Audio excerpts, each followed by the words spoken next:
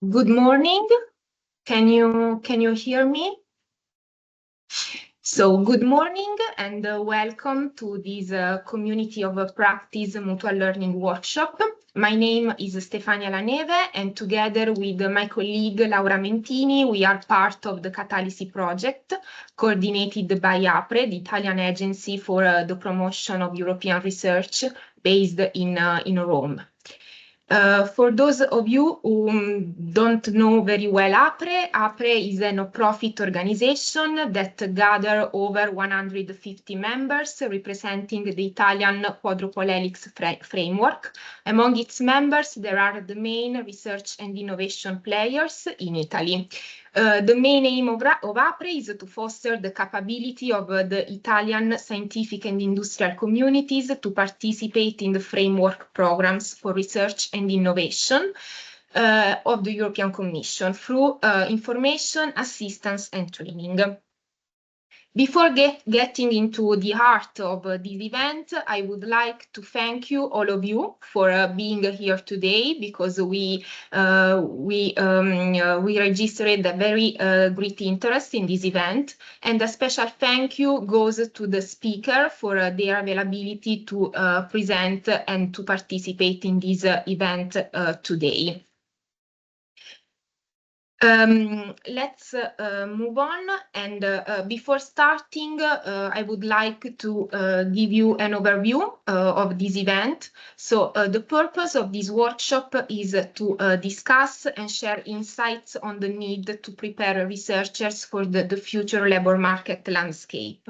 To do so, we'll present the main results of a predictive study conducted by Ernst & Young within the CATALISI project, and then some inspiring initiatives from other EU projects, in particular CARDEA project and Pattern project, will be presented as example to bridge the current gap between what has already been done to foster the transversal skills of researchers and what is still needed.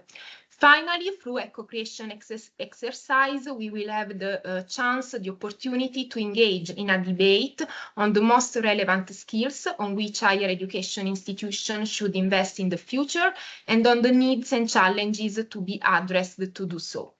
So before giving the floor to Laura, just a couple of technical things. We really want to have an interactive workshop, so we encourage you to keep the camera on, if possible, at least during the breakout rooms sessions. And of course, if you have questions, consideration, do not hesitate to share them with us. Also consider that a Slido will be open during the whole duration of the workshop to allow you to share questions and consideration. The webinar will be recorded, as you can see, only during the plenary session and published on the CATALISI website, while will not record the breakout room sessions. So feel free to share whatever you would like to share there. I also remind the speakers that they have around 15 minutes for their presentation, plus 5 minutes of Q&A. And at this point, I'm giving the floor to my colleague, Laura, who will briefly introduce the CATALISI project. Laura, the floor is yours. Thank you, Steffi. Good morning, everyone. Thank you for being here. My name is Laura Mentini. I will give you some context about the project and the context in which this event is organized. So what is CATALISI? CATALISI, Catalyzation of Institutional Transformations of Higher Education Institutions through the Adoption of Acceleration Service, is a 3-year funded project under the Horizon Wadera era call in 2022. The main goal of the project is to help and support higher education institutions, so universities across all Europe, to successfully implement an individual strategy and pathway for institutional transformation in research and innovation domains through what we call the adoption of acceleration service. So we do not explore, let's say, institutional change in general, but we only focus on the most important changes needed to reform the priorities and challenges for universities regarding transformations in the future. The project started in January 2023, will end December this year, and including us, APRE, as coordinators, we are 11 partners coming from 8 different EU countries. 3 of them are widening countries, so Poland, Greece, and Lithuania. And the project is also built around 2 main blocks. We have 4 organizations who are facilitators of change in universities, providing acceleration services, but also transferring knowledge and implementing and co-designing activities.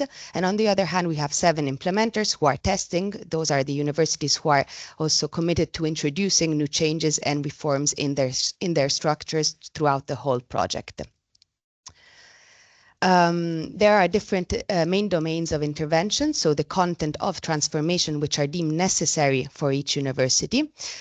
In the context of today, we are focusing specifically on the changes needed in the area of research careers and talent support. So the first, let's say, domain of intervention and some also of its intervention areas, which you can read below.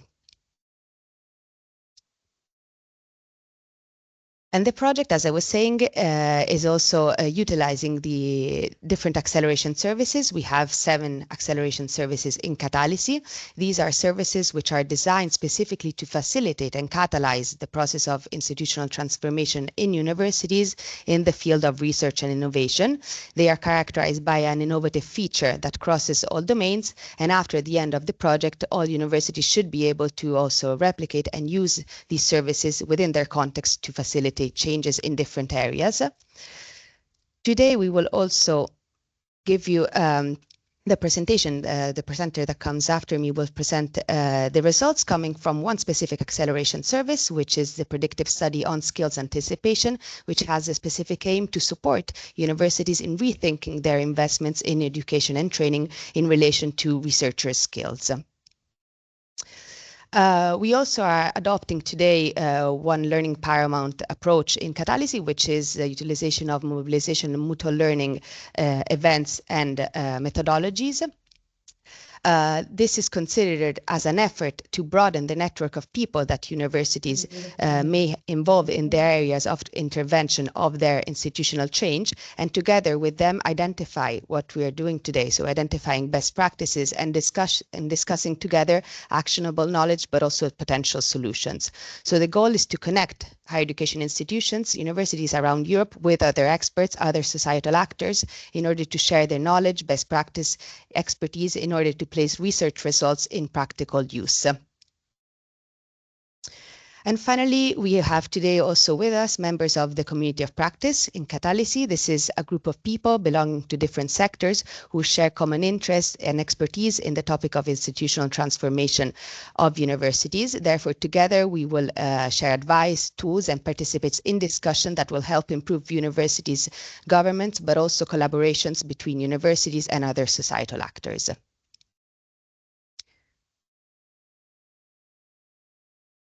And finally, as Stefania was anticipated, we have opened a Q&A session in Slido, so you can already access it through the QR code or also joining through slido.com with the following code. We will now also place the link in the chat, so you are able to place your questions for the speakers throughout the whole presentations, and we will read them after their presentation.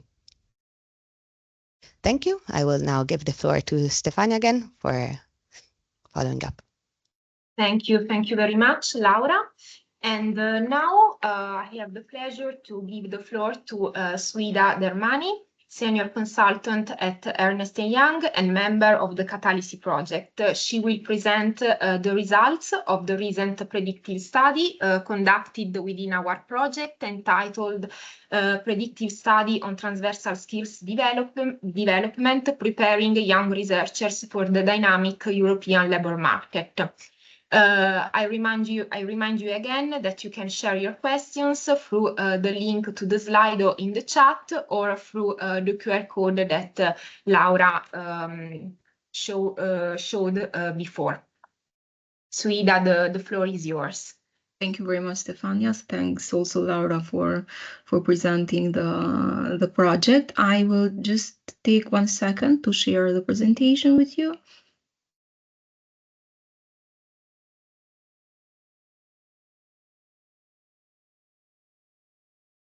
Yes, we can see the screen. Okay, great.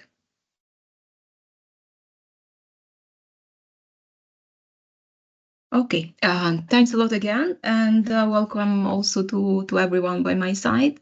As Stefania said, I'm Suhida Dermani. I'm a senior consultant in EY, based in Rome, in Italy, and we are partners of CATALISI project in different working in different acceleration services. But today I will show you the work that we have been conducting during 2023 and 2024 in a very important acceleration service, which is the predictive study. And we conducted this survey to identify the current skills gaps between the mismatch of what are the requests of the employers and what are the current skills and competencies that the researchers say that they have, but then we will see together that there are different points of view of what is the self-assessment from the researchers and what is the need of the current situation in the industry and what are the future skills demands. As Stefania said, so this predictive study is part of the acceleration service in CATALISI, and why it's designed, it's because we need to help the institution to develop a forward thinking in skills training for researchers.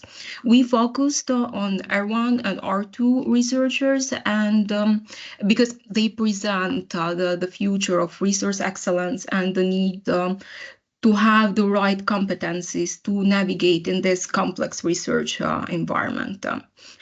For those that maybe are new to the words and to the R1 and R2, R1 are the PhD candidates and R2 are the postdoctoral researchers. The main aim of this study was to anticipate the future transversal skills needed and to align the doctoral training with employer demands. But then with the analysis of the report of the self-assessments and the interviews that we did, we then will understand that it was very important for us as first step to see what was the current situation and then see which are the anticipated future transversal skills. So the main objectives of this predictive study was to assess the current situation, identify the employer mismatches, comparing research self-assessment versus what were the employer expectations. Also to forecast the future competencies, predicting the skills that will be crucial in the future research careers.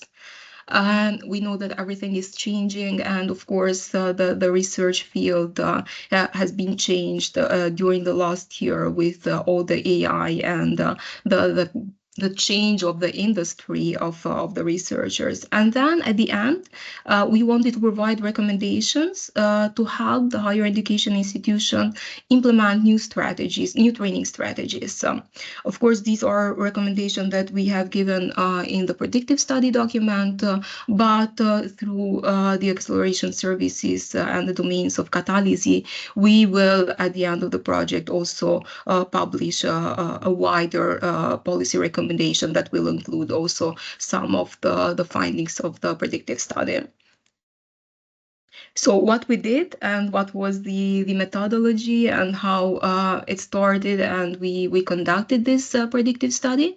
The participants were from 140 universities across 21 EU countries. We have reached 1,071 researchers, R1 and R2, but we chose to have 843 answered self-assessment because they were completed, so we didn't want it to be influenced with answers that maybe were not completed. So 843 responses completed were used for the deep analysis. What we did also, we had the possibility to have an employer and stakeholder insight. The study included interviews and surveys with 45 vice rectors, and also we had industry representatives and from the non-academic sector. This because later on with the explanation of the reports, we will see that researchers, of course, now they are not working only in the academic field, but it's very important for us to see the current situation and also the future situation of what is the non-academic request for competencies of researchers. Another interesting methodology that we used was the text mining of job posting. So to align our findings with the labor market needs, we use this methodology, the text mining technique, analyzing the job posting that we saw in-demand competencies and trend in research careers outside academia.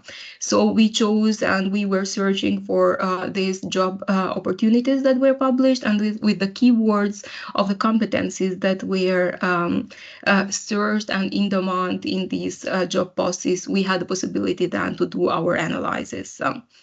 The validation and bias control, the survey had a pilot testing because we wanted to be sure that it will be reliable, but also that it will have clarity and consistency in the response.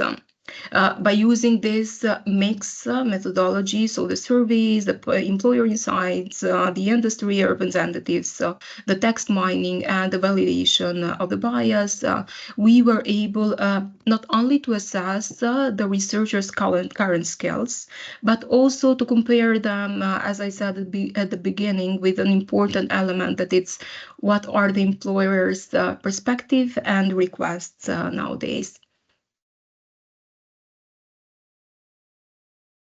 Okay, can you please confirm me if the slide is changing? Because I can see it's a research comp, yes, right? Yes, okay, great. yes, Thank you very much. Yes, it does. Thanks.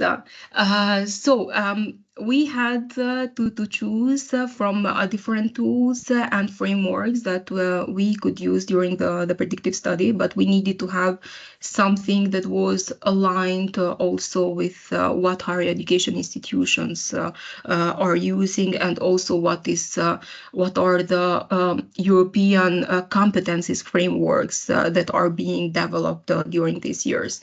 We know that doctoral trainings has traditionally been focused on technical expertise. Sorry, but in today's research careers demands more that boost technical skills. So it demands more adaptability, collaboration, and also innovation. So here is where the research comp has a key role and comes into play in our predictive study. For those who are not maybe familiar with the research comp, is a European competency framework, and it defines the transversal skills for researchers needed beyond the scientific expertise, because this helps them succeed in the academia, industry, government, but also entrepreneurship. For this study, as I said, we selected this framework because for us it was the best framework that could structure and standardize at the same time the approach to assess these competencies.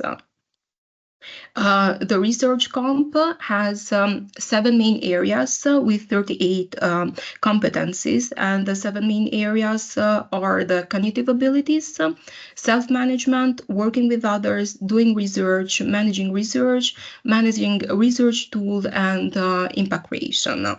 Then each of the main areas has its competencies. So these were the competencies and the main areas that were studied in these surveys that 843 respondents had the possibility to fill and to self-assess their skills. But respectively, we also have been studying other other European frameworks and policies that could help us understand the situation right now, and also to which European policies and how are they supporting the transversal skills development, ensuring the researchers to gain competencies, as I said, beyond what is the technical expertise and beyond what is only the academic field. So in our study, we also had the possibility to understand and to study other European policies and frameworks, which some of them are the European Charter and the Code of Conduct, the Digital Competence Framework for Citizens, the Intercomp Framework, which is the entrepreneurial competencies, RRI, which is the open science and responsible research and innovation. This helped us understand then also some of the skills gaps and what is needed. We will see later in the report. And then Marie Curie's action, the competency framework. This just to have an overview of what we studied, except of the research comp. We come to the findings. After doing and reaching all the researchers, the R1 and R2, and having their self-assessments, the survey results provided us with a clear view of where researchers stand in terms of the transversal skills, which were the strengths that were identified, but at the other side, the key skill gaps that were identified during the self-assessments. We can see maybe because we have all the competencies that were studied, and these are the competencies that the researchers in the self-assessment said that they possess. And they had to do a listing from the most important to the last, let's say, to which are the competencies that maybe are weaker. And we had as a result that researchers excel in cognitive abilities, so critical thinking, problem solving, and they have strong competencies in research executions. So they are very good in methodologies, in data collection, in data analysis. What I said at the beginning, the typical field of having these technical competencies that were used in their doctoral programs. What we saw as important key skill gaps analyzed from the self-assessments were teamwork and collaboration. They had limited experience in interdisciplinary work. Project management and leadership, lack of structured training in managing research projects, entrepreneurial and innovation skills, little exposure to funding, commercialization, and research valorization.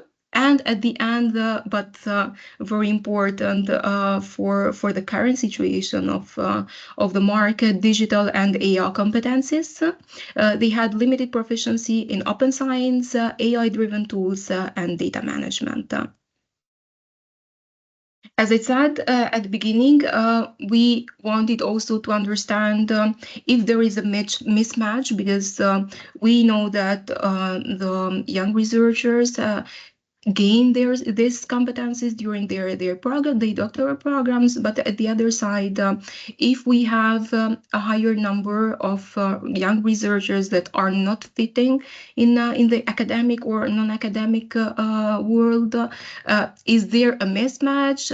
Is there a problem that they are not finding themselves with this skills and competencies that they have? And we had the possibility to analyze which are the mismatch between the employer's priorities and which were their demands versus the research assessment, self-assessment. And we have the results of what are the employers' prioritization, which are project and stakeholder management, interdisciplinary collaboration, as we saw on the other slide, which was a weak point of the researchers and the skill gap, the part of interdisciplinary collaboration, public science communication, and policy engagement. At the other side, on the researcher self-assessment, we see stronger competencies in disciplinary expertise and technical research, and the underestimation of the need for collaboration, leadership, and communication.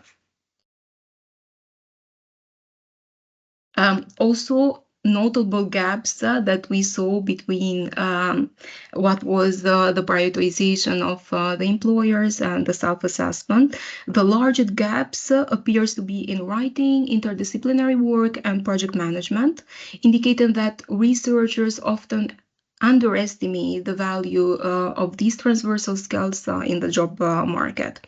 The highlights, as we see, there is this highlighting a disconnection between the academic training and the labor market demands, and this reinforces the needs of the higher education institutions to integrate broader skill development programs in their curricula.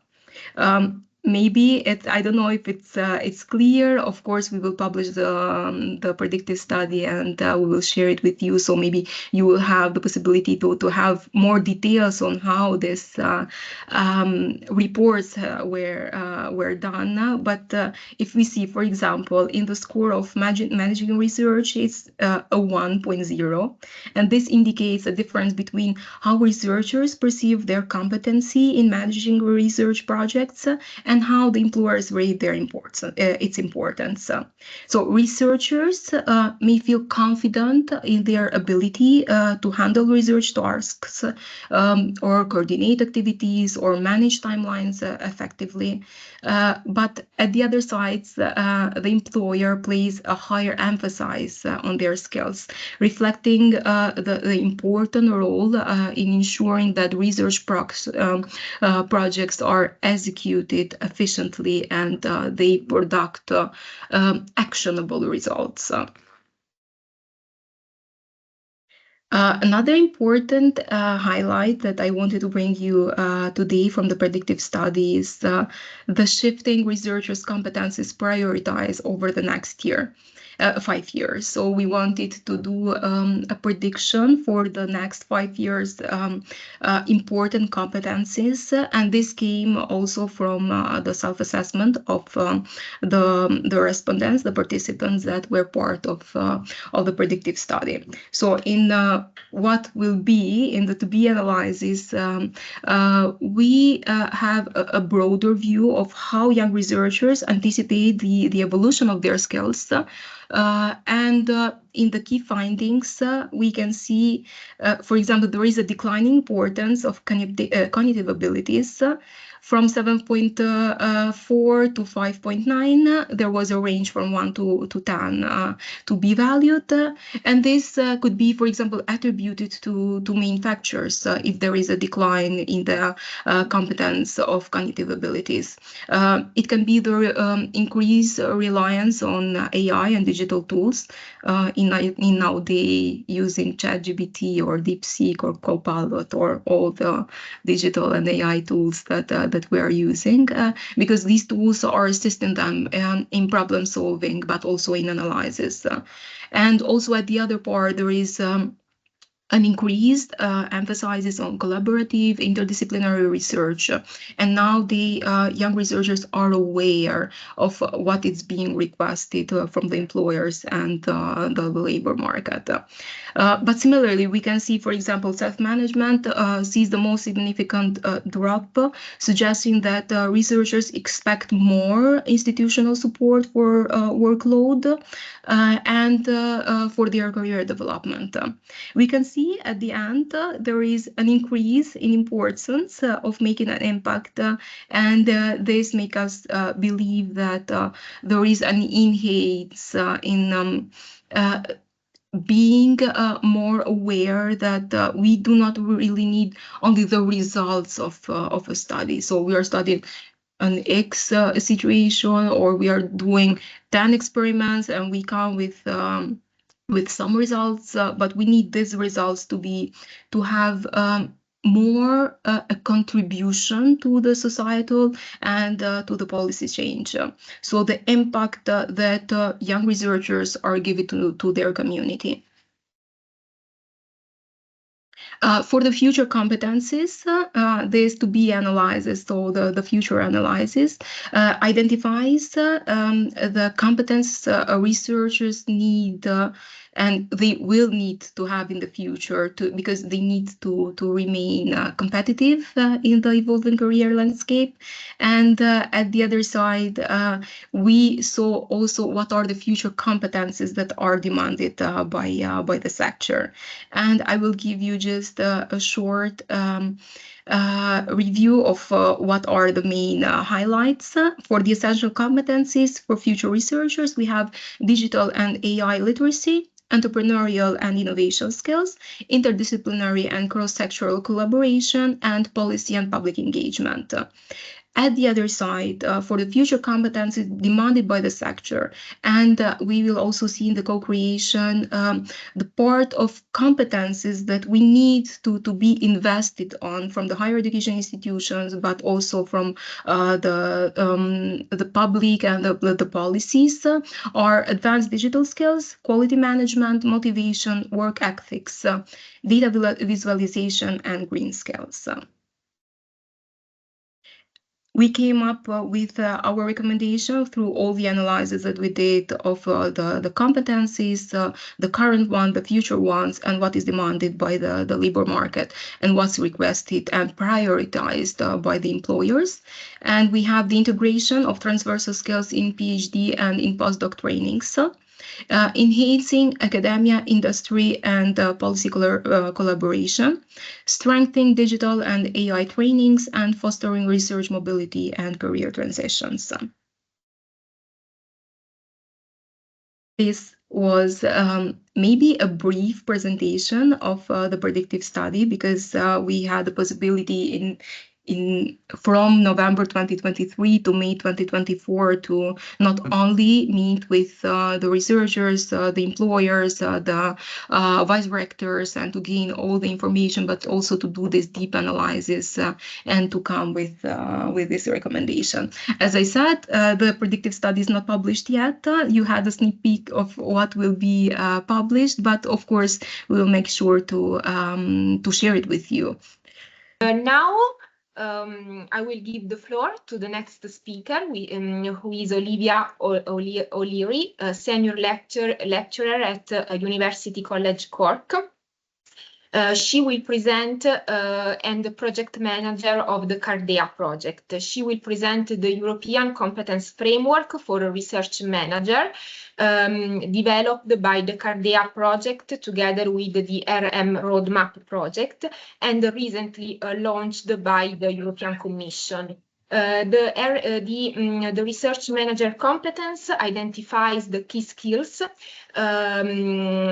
needed for effective research management, and it has been designed to support research managers in developing key skills, fostering career growth, and aligning practices with the European standards.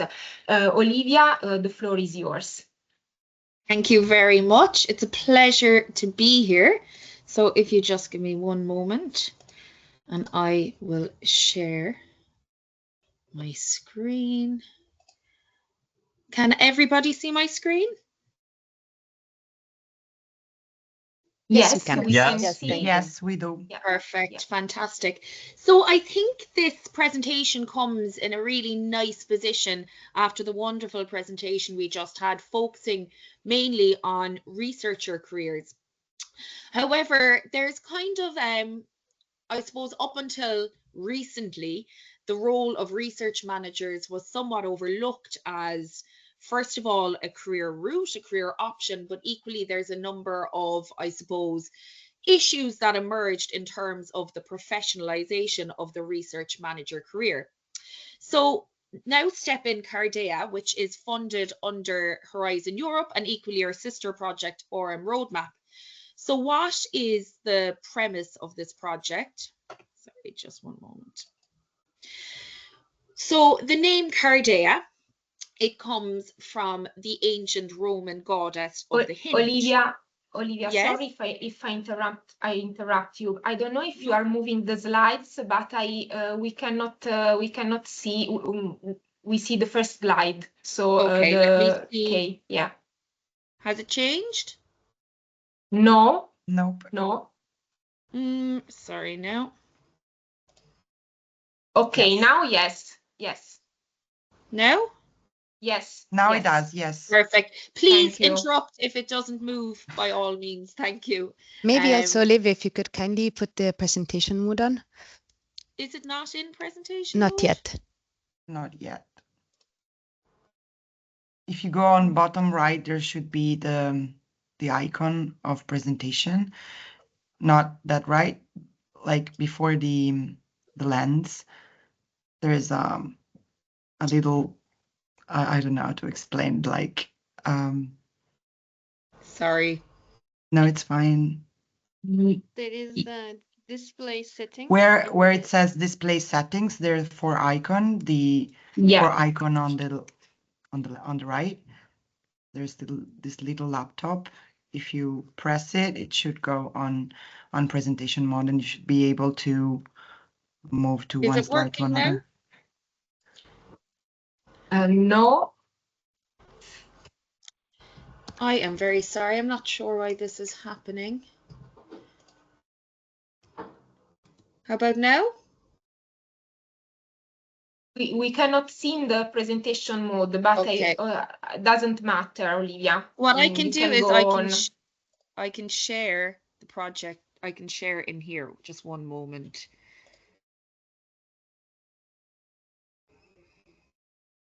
Now we can see full now, presentation. Now we do. Full presentation. Perfect. Great. Yeah. My apologies. It's Technical fine. proficiency is definitely training required for everybody. So just to begin with, okay, we'll start. So what is CARDEA? So CARDEA is the ancient Roman goddess of the hinge. And what this name stands for is that research managers open research doors. So like we have the very important different levels of researchers in organizations and institutions, there are also research managers in the background who are often the unsung heroes. And each of you will know a research manager in some capacity, whether it's someone that is working in, for example, a research office. They might be working with pre-award, they might be working with post-award. Equally, you will know people in the area of knowledge valorization. These people that work in the background, which are often the spines of the research, I suppose, the research management area. So how do things happen? So these people work in the background. So what does CARDEA stand for? CARDEA stands for Career Acknowledgement for Research Managers Delivering for the European Research Area. So on our project, we have a number of partners across Europe. We have partners in Greece, Italy, Spain, Belgium, Poland, Ireland, Croatia, and Romania. And each of us is working together to ensure that research managers have the correct recognition and equally the professionalization of the research manager career. So the objectives of the CARDEA project, as I've mentioned, professionalization of research managers as management as a valued career choice. So whereas you would have a career path for a researcher, we'd also like to integrate research management as a career choice. However, in doing so, we would need to have the identified competencies, progression pathways, standards for benchmarked and indexed salaries, for example, and access to appropriate skills development through transnational research management hubs. So, luckily, thanks to Action 17, the new European research area, we have now the opportunity to professionalize the research management career. And the first step in doing so is the development of RM Comp.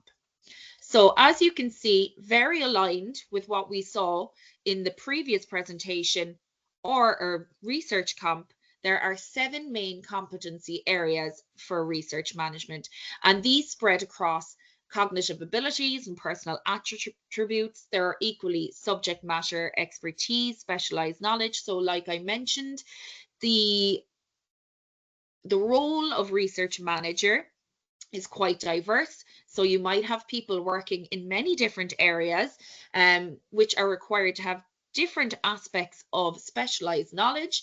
Therefore, they will have with them their own specialized subject matter expertise. Very importantly, and very much aligned with the needs identified by both researchers and employers, research project management oversight is extremely important. Line management and talent development, communication, stakeholder engagement, and technical proficiency. So these main competency areas emerged from our wide-scale survey, but equally, we work together with our sister project to really hone in on the competency areas. So we had a number of validation workshops, and equally our sister project would have had their own surveys and their own workshops with different research managers and different organizational leaders. And this is the collaborative effort that this emerged. And luckily enough, it creates, similar to RM Comp, different areas. So again, we've mentioned our 7 main competency areas, but equally there are 50 competencies that you can pull from these main areas with 800 associated learning outcomes.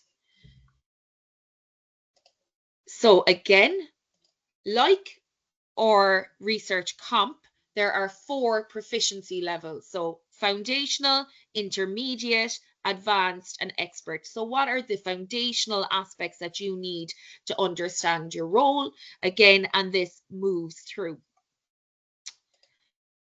So we also have associated learning outcomes. So for example, if you are focusing in on one competency area, such as creativity, what is the basic foundational expertise you need? So from a foundational level, it will be a basic understanding of the importance of creativity in research and its critical role in problem solving.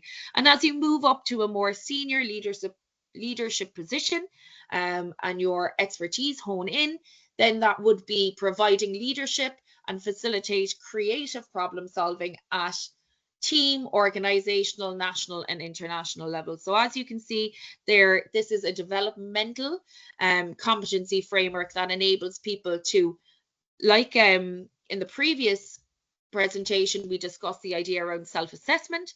Well, when you hone in on the learning outcomes, you also have the ability to self-assess your competencies.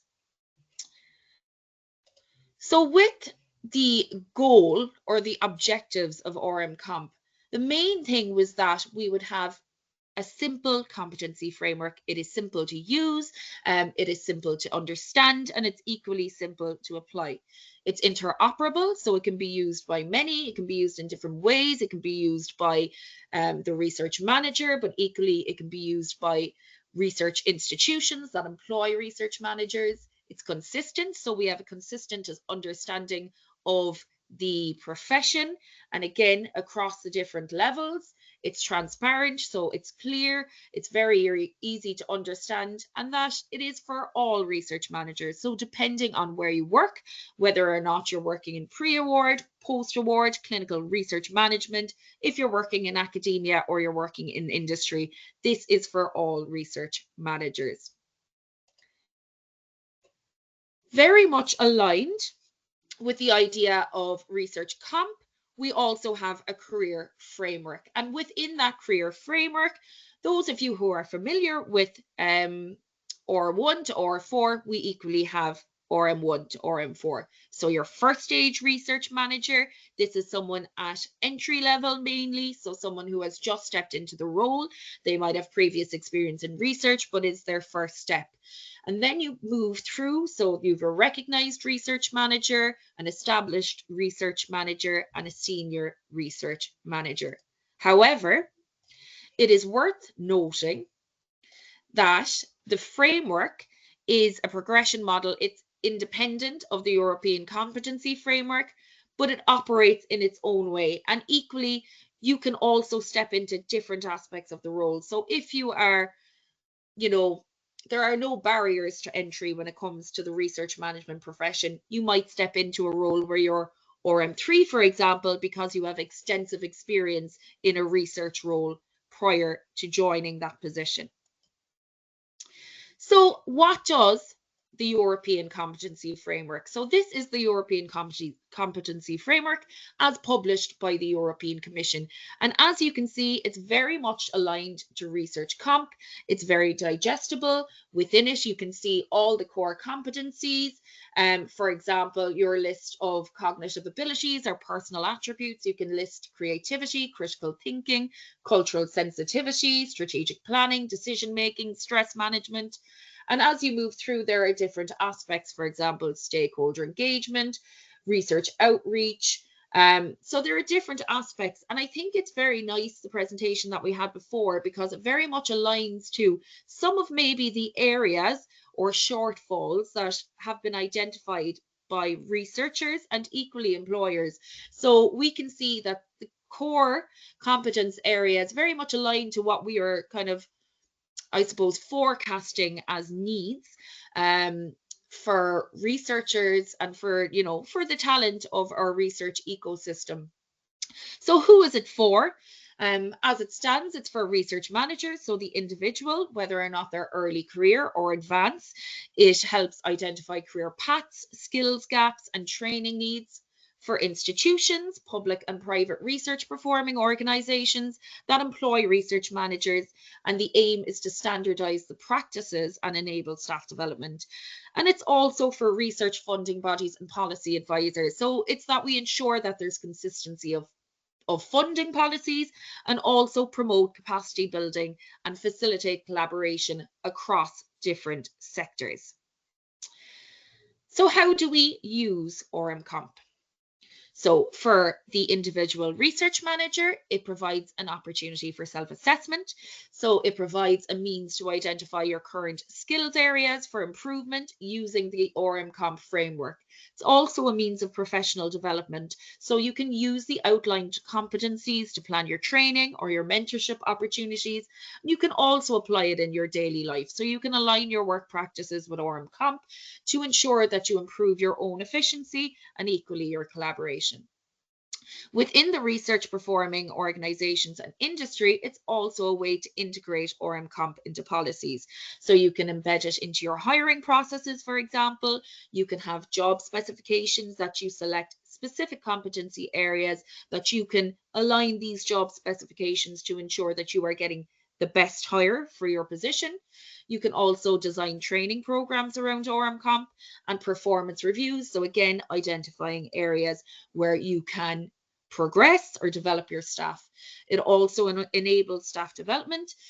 So it can provide ORM Comp aligned resources, platforms, budgets where possible for professional growth of research managers. And equally, there's the opportunity to monitor the impact.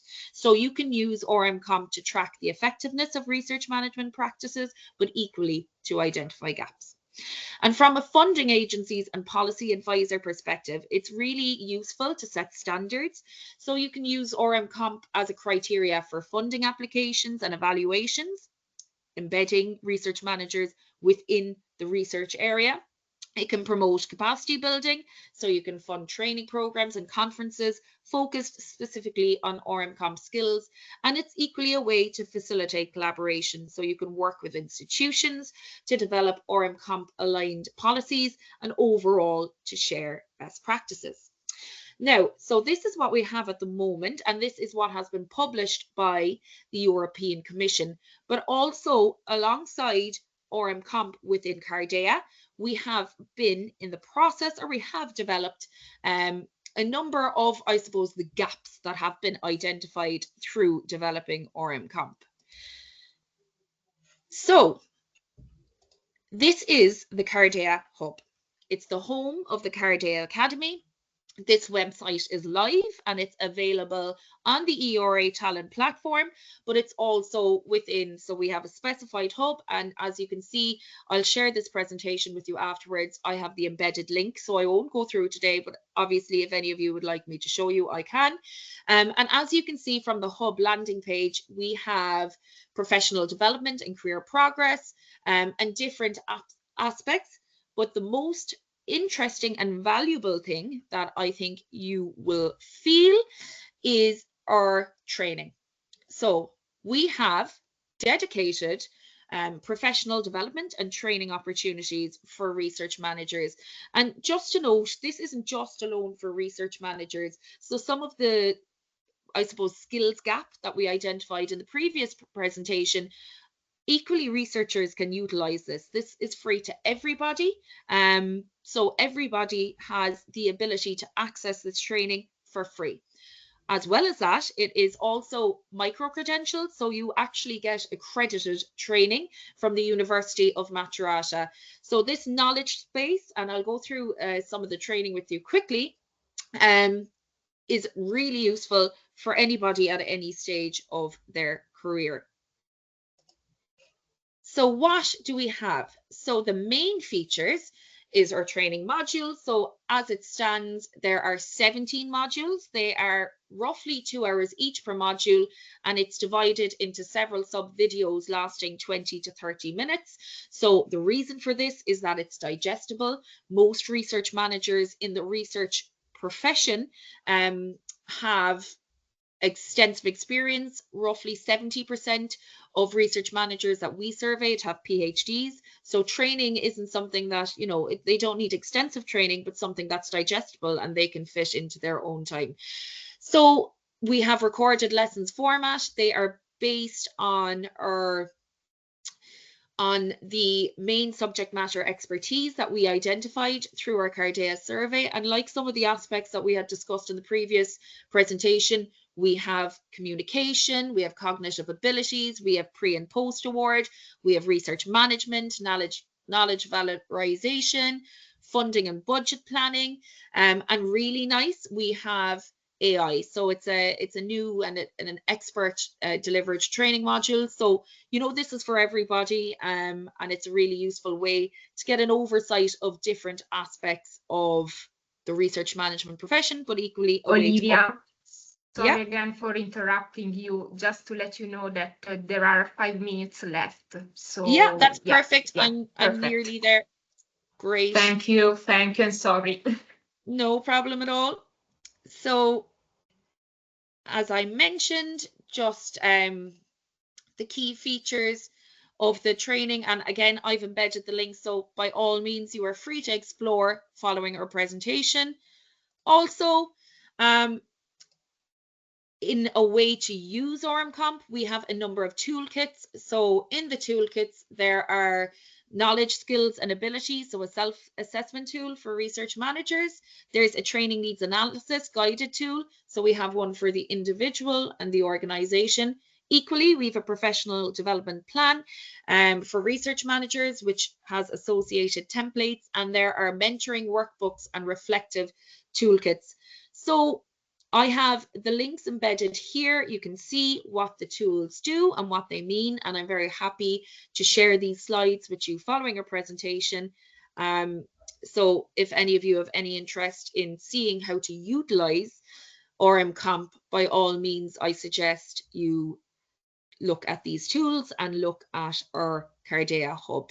So that concludes the presentation for me. I can follow up with questions now or later, whichever works for you all. Thank you very much. Yeah. Thank you, Olivia, for No this problem. interesting presentation, and also for the work that you have done in your project. I think it's really valuable, and now I think that we can move on. So I will give the floor to Alessio Spera, project manager in APRE and coordinator of the pattern project. Alessio will give you an overview of the project, highlighting the training opportunities offered by the pattern project to researchers at all stages of their career. And soon after, Professor Kristian Nielsen, member of the pattern project, will provide an overview of the learning opportunities on OpenRRI and the related gaps mapped by the project. So Alessio, the floor is yours. Yes, there we go. Thank you very much. I'm quickly sharing the screen, which I hope you can see now. So thank you for having me here. Again, I'm Alessio Spera, project manager at APRE, together with my colleagues, and I am the coordinator of the pattern project. I've been asked to be quick in this presentation, so be it. I will go straight forward because the fit with the other presentation is perfect for today's event. So, pattern, brief overview, starting from the what, basically the who, sorry. We are a Horizon Europe project coordinated by APRE with a total of 19 partners, 14 regular ones and 5 affiliated entities, with this amazing geographical spread you're seeing right now on screen. And For the what? Basically, what we are doing as a project is promoting open RRI practices, and we are doing it by developing training activities on transferable skills that will be available for researchers at all stages of their careers. These are the 8 transferable skills we identified, meaning also the 8 training modules we are currently developing. So open access, fair data management, citizen science, research integrity, gender non-discrimination and inclusion in research, dissemination and exploitation of research results, science communication and management and leadership, which are, I guess, extremely valuable. Looking at the previous presentations, I remember that project management and leadership was indeed one of the key skill gaps identified. And also we were talking as well about open science and data management. So here we are, filling those gaps, hopefully. So moving forward, the how. How are we doing all of this? Basically, we are working with what we call learning cycles. So in a few words, we identified those 8 transferable skills, as well as 8 thematic leaders, meaning 8 experienced partners that are developing trainings in those skills. Furthermore, we have 14 piloting organizations. So we develop the trainings, we pilot them thanks to the pilot organizations, then we refine and improve those trainings. We do another cycle of piloting, and we hopefully deliver to the public and to the outside world excellent trainings this way. So the where is one of the most important points of our project, because we do have a digital ecosystem which was specifically required by the European Commission. Here you have a snap of one of the 2 souls of our digital ecosystem, which is the projects platform. I will leave you all the links in the presentation that you will receive. And as you can see, we have spaces, dedicated spaces for each of the 8 transferable skills, as well as we have precise division between materials, because we are both developing materials for students and for trainers, and you can access them all through the Pattern website, thanks to a combination of the project platform, which I showed you before, and an open Plato digital ecosystem as well. So we will have self-paced course, collaborative environment online for free for everyone, and as well as train the trainers materials of any kind in those 8 transferable skills. And what about the why then, which is the only missing W in this presentation? And to answer this enormous question, I would say I will leave the floor to my colleague, Kristian Nielsen from Aarhus University. And of course, I thank you very much for your attention, and I'm happy to reply to any questions you may have afterwards. Thanks a lot. Thank you, Alessio. Kristian, can you hear? I can hear. Can you hear me? Yes, yes. Okay. And we can see the screen. Yes. You can see the screen. Okay, great. Yeah. Yes, Perfect. so I'm not sure I'll be able to completely answer the question of why, but I'll do my best to try. So what I'll report on is what we did in terms of mapping and assessing some of the open educational resources that are available today on open science and RRI, so-called open RRI. And what I'm going to present here is also, we also presented it last year at the EduLearn conference, and there's a proceedings paper available if you can access it on EduLearn 24. And we are currently working on a publication to detail and present the results of this mapping and assessment exercise.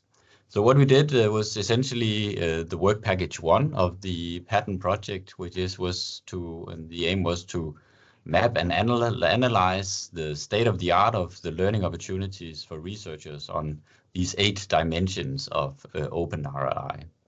And what we did was we used a mixed method approach to collect data. We spent a lot of time in front of the screen, obviously. We also had collective data sprints where we went together in a group and sat down and tried to really cover the fields, the different topics in a comprehensive manner. We sent out questionnaires to experts in our own network and received 135 complete responses. And we did also interviews with key opinion leaders, 12 of them, to see, if there's anything we were missing and anything that we should particularly focus on in these different fields. And then also we had 3 mutual learning events together, and we did a workshop at the OS Fair conference in 2023. So that's provided us with the material that I'm going to present to you. So so that was kind of the mapping exercise. What we'd also like to do was to assess, or at least to come up with some assessment of the quality of these trainings that we identified. And to do so, we adapted the quality criteria that is available on the EU Citizen Science platform. And there's a long list of them. I'm not going to go through all of them, but you can see that they range from aligning with what we are interested in, our 8 key skill areas, to having comprehensive metadata and being accessible with easy entry for users. They are being readable and clearly defined aims and goals and so on. Different quality criteria, you can say, that really marks what are good quality when we talk about online educational resources.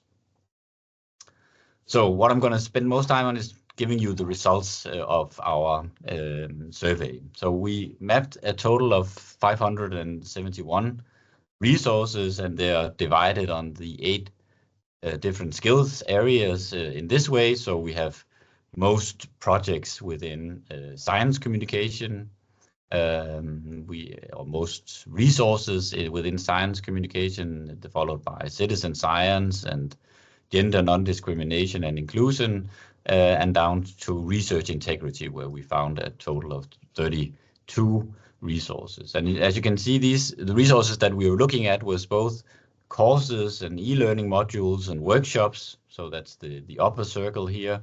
And you can see how many in different fields that there are of these, you can say, really training